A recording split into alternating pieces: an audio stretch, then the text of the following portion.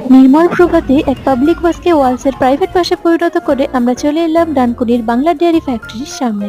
তারপর দুর্গমগিরি কান্তার মরু পার হয়ে আমরা ঢুকে পড়লাম মেল কমপ্লেক্সের ভিতর। এখানে পরিবেশটা কিন্তু অত্যন্ত সুন্দর। আমার বন্ধুর পাউরুটি ছেঁড়া হয়ে গেলে আমাদের নিয়ে যাওয়া হলো একটা সেমিনার রুমের ভিতর, যেখানে আগেও অনেক নার্সিং কলেজ এসে নিজেদের নাম অমর করে রেখে গেছে।